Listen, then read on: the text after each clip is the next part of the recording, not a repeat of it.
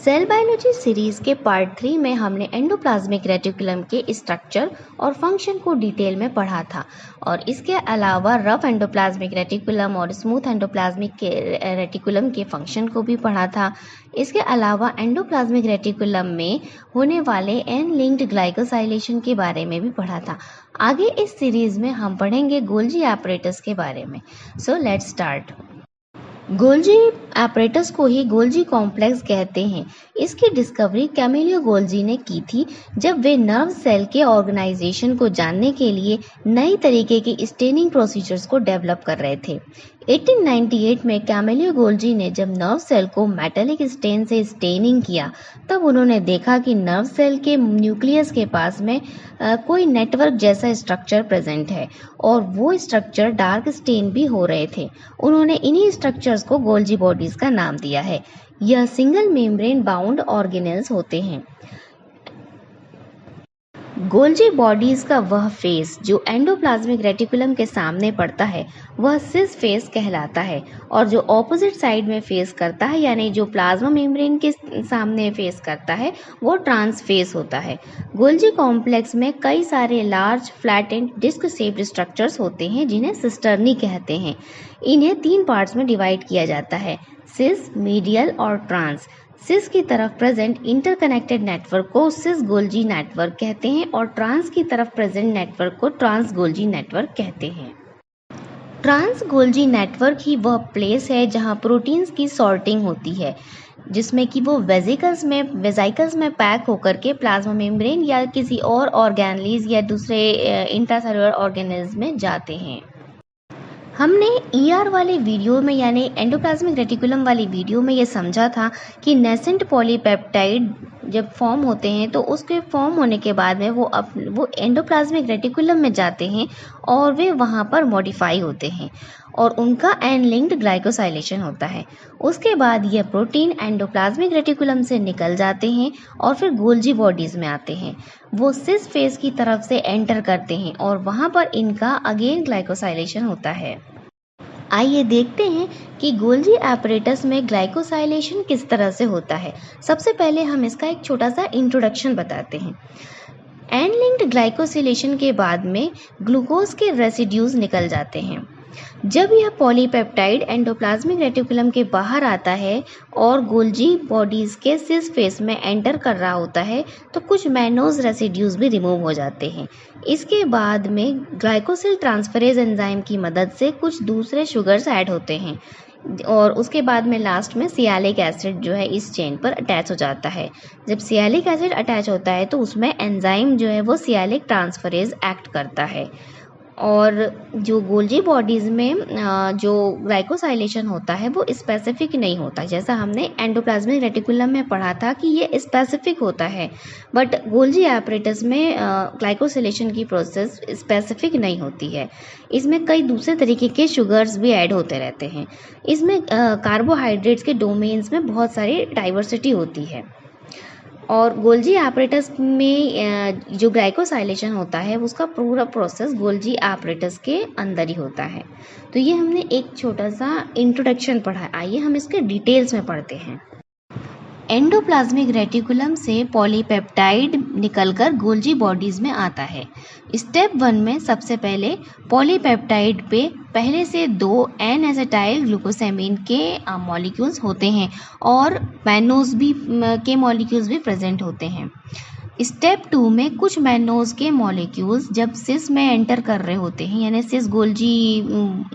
Cis face में जब Golgi body के सिस फेस की तरफ एंटर कर रहे होते हैं तो कुछ मैनोज के रेसिड्यूज निकल जाते हैं। इस डायग्राम में ब्लू कलर के ट्राइंगल से मैनोज के रेसिड्यूज दिखाए गए हैं।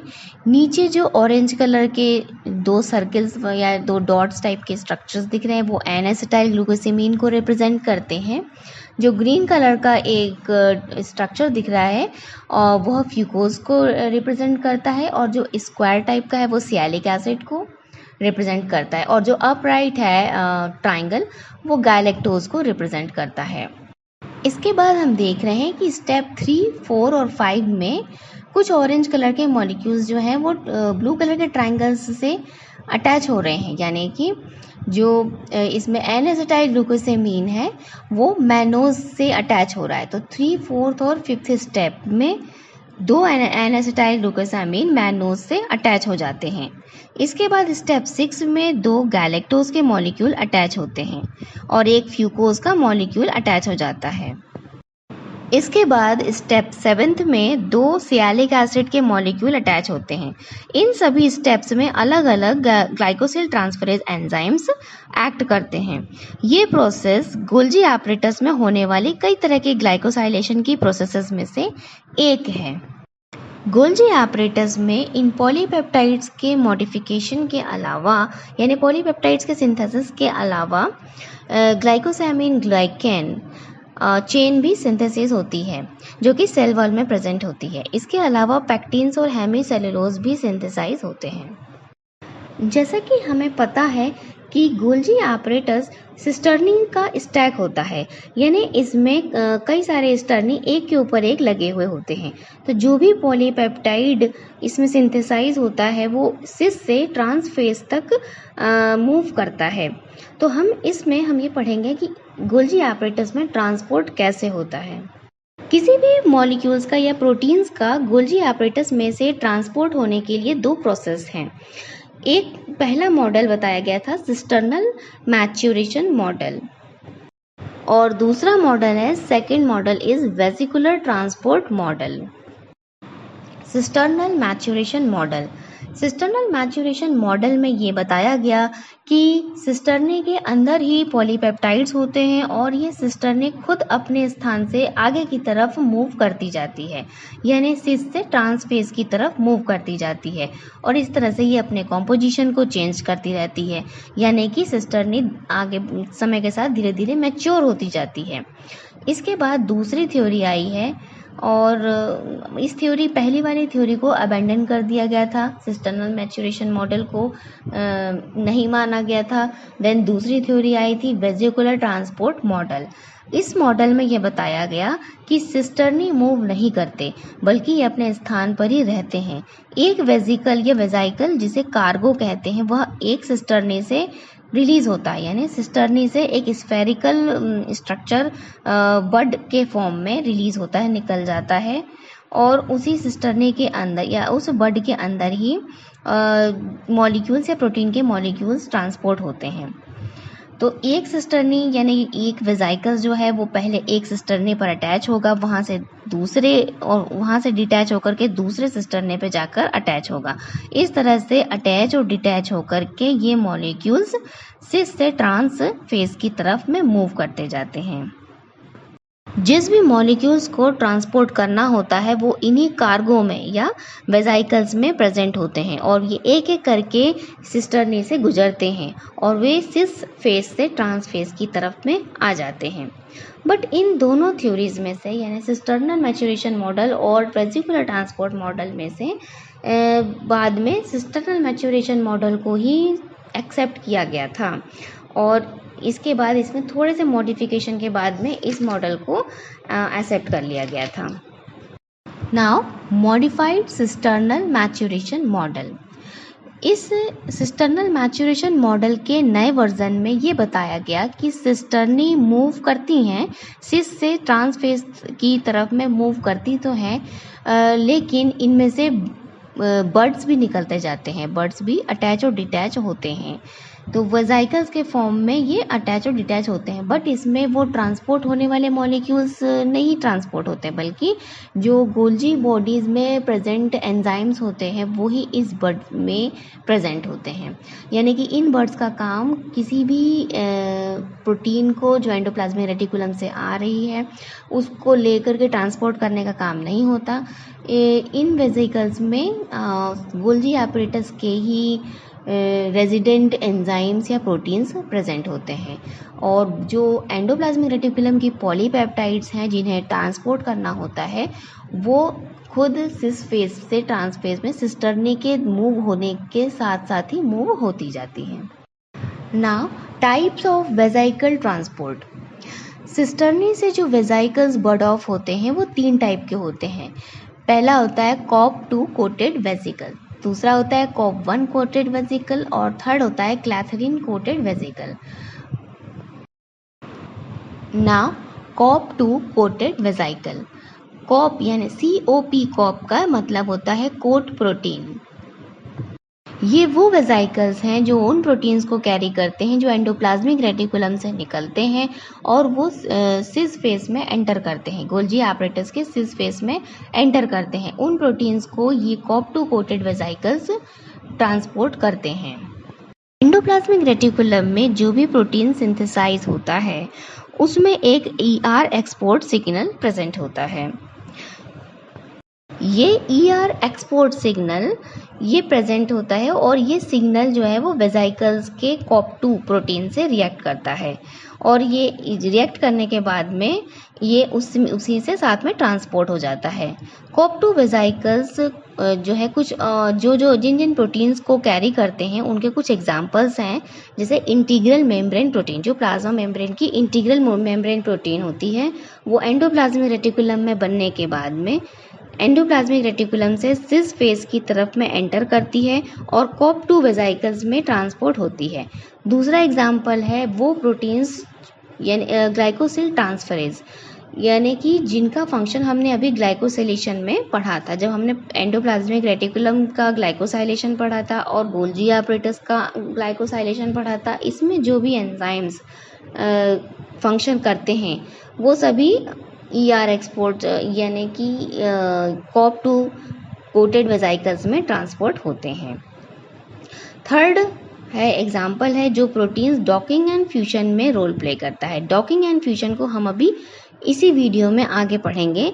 डॉकिंग एंड फ्यूजन जो होता है वो वेसिकल्स को टारगेट कंपार्टमेंट से फ्यूज़ कराने में हेल्प करता है। तो इसमें जो प्रोटीन यूज़ में आती हैं वो प्रोटीन्स एंडोप्लाज्मिक रेटिकुलम में फॉर्म होती हैं और वो गोल्जी एपरेटस में एंटर करती हैं, तो इनका ट्रांसपोर्ट भी कॉप 2 कोटेड वेसिकल्स से होता है। इस स्लाइड में हम देखेंगे डिटेल में कि कैसे कॉप 2 वेसिकल फॉर्म होते हैं और वे मॉलिक्यूल्स को जिसे ट्रांसपोर्ट करना होता है उन्हें किस तरह से कैरी करते हैं, इसकी प्रोसेस को हम डिटेल में पढ़ेंगे। तो कॉप 2 प्रोटीन्स के कुछ एग्जाम्पल हैं, जैसे कि SAR1 प्रोटीन। SAR1 प्रोटीन जो है वो एक कॉप 2 प्रोटीन होता है। तो SAR1 प्रोटीन वेसिकल के कोट या अपर लेयर को फॉर्म करता है और वेसिकल का फॉर्मेशन शुरू करता है। शुरू में जब वेसिकल फॉर्म होती है तो वो फ्लैट होती है, पर बाद में SAR1 प्रोटीन ही उन वेसिकल को स्फीयर बनाता है। आइए देखते हैं हम इस प्रोसेस को कि ये किस तरीके से ये प्रोटीन जो है SAR1 की प्रोटीन है वो किस तरह से एक फ्लैट चीज़ को स्फीयर कैसे बनाती है। तो एंडोप्लाज्मिक रेटिकुलम की मेम्ब्रेन पर SAR1 प्रोटीन प्रेजेंट होते हैं और ये GDP से बाउंड होते हैं। जब GDP GTP में बदल जाता है या चेंज हो जाता है तो SAR1 प्रोटीन में कुछ कन्फर्मेशनल चेंजेस आते हैं और ये SAR1 प्रोटीन में एन टर्मिनल में अल्फा हेलिक्स जो होती है वो एंडोप्लाज्मिक रेटिकुलम में इंसर्ट हो जाती है और ये लिपिड बाइलेयर को बेंड कर देती है। इस तरह से ये बेंड करते हुए एक स्फीयर का रूप दे देती है। इसके बाद SAR1 प्रोटीन GTP से और जो SAR1 GTP कॉम्प्लेक्स है वो 2 और पॉलीपेप्टाइड से अटैच होता है, जो कि जो 2 पॉलीपेप्टाइड्स और कौन कौन से होते हैं, Sec23 and Sec24। Sec23 Sec24 एक बनाना शेप्ड डाइमर बनाता है। इसके कर्व शेप के कारण ही एंडोप्लाज्मिक रेटिकुलम को ये और एडिशनल प्रेशर देते हैं स्फीयर होने के लिए, ताकि ये फ्लैट से स्फेरिकल हो जाए। Sec24 दूसरे प्रोटीन में ER के एक्सपोर्ट सिग्नल से भी इंटरेक्ट करते हैं ताकि उन्हें कॉप 2 वेसिकल्स में लोड करके गोल्जी एपरेटस तक पहुंचाया जा सके। Sec13 and Sec31 proteins endoplasmic reticulum से बाइंड होकर कॉप 2 वेसिकल्स का आउटर कवर या आउटर सरफेस बनाती है। एक बार जब सारा कॉप 2 वेसिकल अरेंज हो जाता है तो यह बड के फॉर्म में एंडोप्लाज्मिक रेटिकुलम से सेपरेट आउट हो जाता है। एंडोप्लाज्मिक रेटिकुलम से जो वेसिकल्स बर्ड आउट होते हैं या निकलते हैं वो हमेशा एक ही साइज़ के नहीं होते, उनकी साइज़ में डिफरेंस होता है।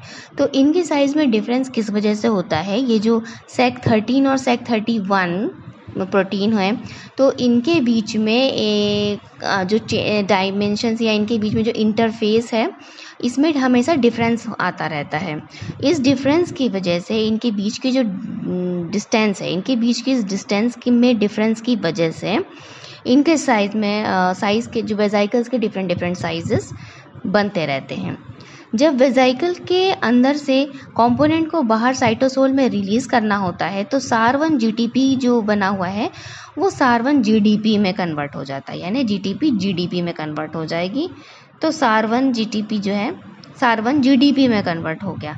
इससे क्या होता है कि जो सारे सब यूनिट्स थे SEC31, SEC13 और SEC24 एंड SEC23, ये सारे सब यूनिट्स एक साथ नहीं रह पाते हैं, ये सभी इनकी एफिनिटी ख़त्म हो जाती है। तो इसकी एफिनिटी से सारे सब यूनिट्स को बांधकर ये रख नहीं पाते हैं, इसलिए सारे सब यूनिट्स अलग अलग हो जाते हैं और ये वेसिकल टूट जाता है या डिसोशिएट हो जाता है जब ये साइटोसोल में पहुंचता है। तो इस तरह से COP2 कोटेड वेसिकल फॉर्म होते हैं और फंक्शन करते हैं। नेक्स्ट जो आता है ये दूसरे टाइप का वेसिकल होता है COP1 कोटेड वेसिकल्स। ये वेसिकल्स यानी COP1 कोटेड वेसिकल्स मटेरियल्स को या मॉलिक्यूल्स को कैरी करते हैं और ये बैकवर्ड मूवमेंट करते हैं, यानी कि गोल्जी स्टैक से यानी गोल्जी से एंडोप्लाज्मिक रेटिकुलम तक वापस लेके आते हैं या ट्रांस गोल्जी से सिस गोल्जी तक लेकर के आते हैं। SAR1 की तरह इसमें भी प्रोटीन प्रेजेंट होती है, जैसे कि ARF1 प्रोटीन होती है इसमें, और ये ARF1 प्रोटीन भी GTP से बाइंड होती है। सबसे पहले ये GDP से बाइंड हुई रहती है जो कि इनएक्टिव स्टेट होता है, और जब GDP GTP में कन्वर्ट हो जाता है तो SAR1 प्रोटीन की तरह ये प्रोटीन भी एक्टिव हो जाती है। ठीक है, और यह वेसिकल्स का फॉर्मेशन करती है। इन वेसिकल्स के डिसोशिएट होने के लिए भी GTP का GDP में कन्वर्जन हो जाता है। जो प्रोटीन एंडोप्लाज्मिक रेटिकुलम में नॉर्मली प्रेजेंट होती है, यानी हमेशा वहीं प्रेजेंट हुई होती है, उसका फंक्शन एंडोप्लाज्मिक रेटिकुलम के ही नॉर्मल फंक्शनिंग में आता है, तो इन्हें ऐसे प्रोटीन्स को रेजिडेंट प्रोटीन कहते हैं। ठीक है, और इनकी रेट्राइवल यानी जो ये रेजिडेंट प्रोटीन होते हैं जो कि जिनका काम केवल एंडोप्लाज्मिक रेटिकुलम में होता है, उन प्रोटीन्स के C टर्मिनस रीजन में रिट्राइवल सिग्नल्स प्रेजेंट होते हैं। ये सिग्नल प्रोटीन्स को वापस एंडोप्लाज्मिक रेटिकुलम तक लाने का काम करते हैं, क्योंकि बाई चांस कभी एंडोप्लाज्मिक रेटिकुलम की इन रेजिडेंट प्रोटीन्स यदि ये रेजिडेंट प्रोटीन्स किसी तरीके से बाहर सेपरेट आउट हो जाती हैं तो ये इन्हीं COP1 कोटेड वेसिकल्स के थ्रू वापस एंडोप्लाज्मिक रेटिकुलम तक पहुंच जाती हैं। ये सिग्नल्स प्रोटीन्स को वापस एंडोप्लाज्मिक रेटिकुलम तक लाने का काम करते हैं, यानी जो रिट्राइवल सिग्नल्स प्रेजेंट होते हैं C टर्मिनस में वो एंडोप्लाज्मिक रेटिकुलम तक वापस लेकर के आते हैं, ताकि ये जो प्रोटीन्स गलती से एंडोप्लाज्मिक रेटिकुलम से निकल गई हैं, गोल्जी कॉम्प्लेक्स तक पहुंच गई हैं, तो ये वहां से वापस आ जाएंगी। ये प्रोटीन्स COP1 कोटेड वेसिकल्स में ट्रांसपोर्ट होकर के वापस आ जाती हैं। रिट्राइवल सिग्नल्स जो होते हैं एक अमाइनो एसिड की सीक्वेंस है। इस अमाइनो एसिड की सीक्वेंस होती है lysine, aspartic acid, glutamic acid and leucine, यानी KDEL। इस KDEL से इन्हें रिप्रेजेंट किया जाता है और जनरली इन्हें कैडेल सीक्वेंस भी कहते हैं, यानी KDEL सीक्वेंस भी कहते हैं। तो हमने अभी तक ये देखा कि COP1 कोटेड वेसिकल्स होते हैं और COP2 कोटेड वेसिकल्स होते हैं। COP2 कोटेड वेसिकल्स जो होते हैं वो एंडोप्लाज्मिक रेटिकुलम से मॉलिक्यूल्स को गोल्जी एपरेटस तक ट्रांसफ़र करते हैं। जो COP1 कोटेड वेसिकल होते हैं वो बैकवर्ड मूवमेंट करते हैं, यानी कि गोल्जी से वापस जो सिग्नल या जो प्रोटीन से गलती से आ गई हैं उन्हें वापस वो एंडोप्लाज्मिक रेटिकुलम तक पहुंचाते हैं। लेकिन जो हमारे पास जो प्रोटीन्स ऐसी हैं जो एंडोप्लाज्मिक रेटिकुलम में बनी है, गोल्जी एपरेटस तक बनी है और इनका काम है किसी अन्य ऑर्गेनल्स में जैसे माइटोकॉन्ड्रिया में या लाइसोसोम्स में, तो ये गोल्जी एपरेटस से माइटोकॉन्ड्रिया या लाइसोसोम या किसी अन्य ऑर्गेनल तक कैसे पहुंचती हैं, इस चीज़ को जानने के लिए हम पढ़ते हैं अपनी अगली स्लाइड में।